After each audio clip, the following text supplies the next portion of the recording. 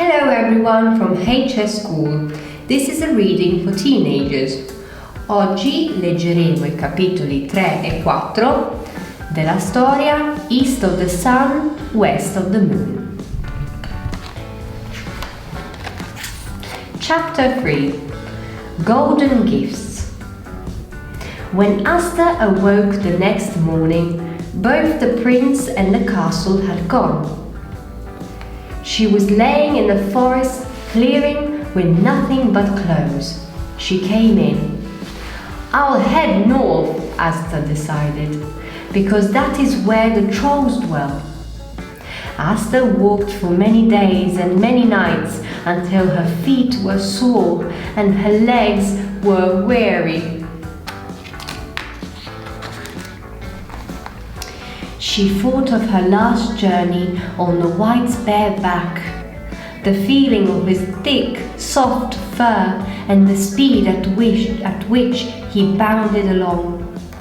"I'll never find him," she wept. "You shouldn't give up so easily," croaked a voice. Asta looked up to see an old woman standing beside a horse. "Can you help me?" Asta asked urgently. "I'm looking for my prince. He's in the castle that lies east of the sun and west of the moon." "Aha," said the old woman. "So you're the girl. I've heard tales of you and your search. I will help you. I'll give you my horse and 3 golden gifts," she went on, handing Asta a comb, an apple, and a pear. "Where shall I go?" asked Asta. "To find the castle. Ride until you meet the east wind," the old woman said. That is all I know." Asta climbed on the horse's back and the old woman whispered in its ear. A moment later they went off. "Thank you," called Asta as her voice was whipped away by the wind. Chapter 4. The 4 Winds. The horses hooved, pounded over the ground. Faster and faster he flew, and Asta clung to his mane. On a cliff top overlooking a rolling sea, the horse finally came to a stop. All around them, the east wind blew in a gentle gust. "Can you tell me the way to the castle that lies east of the sun and west of the moon?" asked Asta. "I have never blown that far," the east wind replied, "but I will take you to my brother, the west wind. He may know the way, for he is much stronger than I." Asta climbed onto the east wind's back and they roared away over the waves to the land where the west wind lived.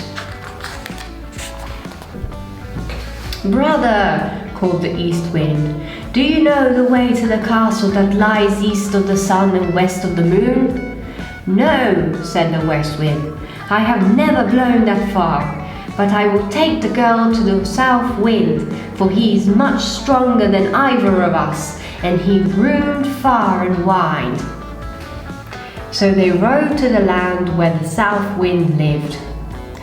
"Only the north wind knows the way to the castle," said the south wind, "for he is the oldest and the strongest of us all. I will carry you there."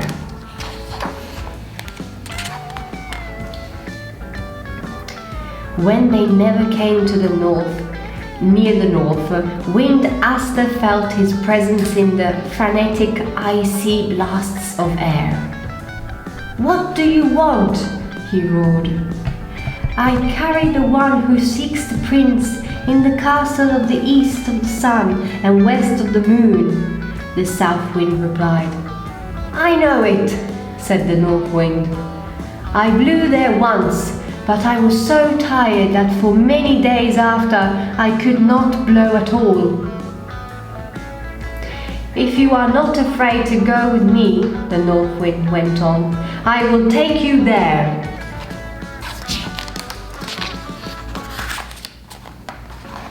Asta thought of her prince with his sad black eyes. I am not afraid, she said. Then the North Wind puffed himself up until he was so big and so strong he was frightful to see. Asta climbed on his back and together they flew through the air, as if they would not stop until they reached the end of the world. Below them, storms raged over the oceans and ships were tossed like toys on the roaring waves.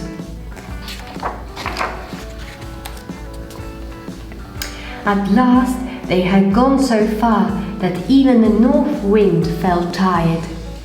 He sank lower and lower until the waves dashed against Asta's feet. Nearly there, puffed the North Wind, and with a final gust, he blew her onto the icy shore. Above her, east of the sun and west of the moon, rose the Troll Queen's castle.